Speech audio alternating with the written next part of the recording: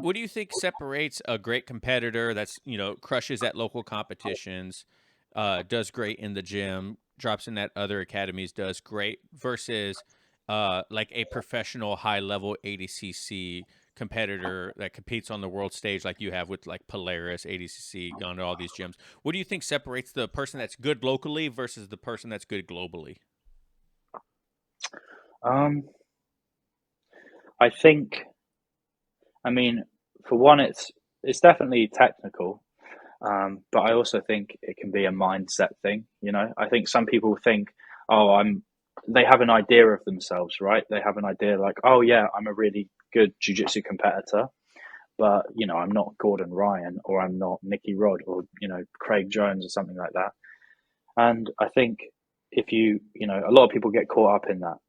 I would say it's a mainly mental thing because if you decide that's what I'm going to be, you will push everything out of your way in order to find it. And I think for me, it's been tough. I've had a lot of moments like, oh, I'm going to just be a decent local competitor and then open up a gym. But that's not where I'm at right now at all. And I think part of it was I was lucky enough to go and train with these people. And I was like, shit, I train just as hard as they do. I train just as regularly as they do. I know a lot of the things they know. And I'm actually really good at jiu-jitsu. And Surprise. some people aren't lucky enough to have those experiences to be able to fly out to America and do this stuff. And I was. But I think what you realize is they're just like you. I think now more than ever, I think people think you have to be in person to learn from someone, and maybe the people who are training with Dana have all these little secrets.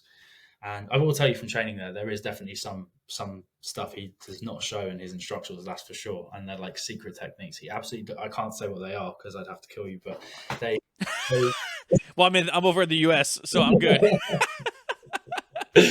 um, but I think just with instructionals and watching tape alone, you can do so much, and it's underrated. And then travel to your local gyms and do that too. But I would say for anyone who has those doubts or whatever, take it from me that anyone who's done something at a really high level, they're just like you, but they're just extremely dedicated and they stay on the path for longer. That's a big one.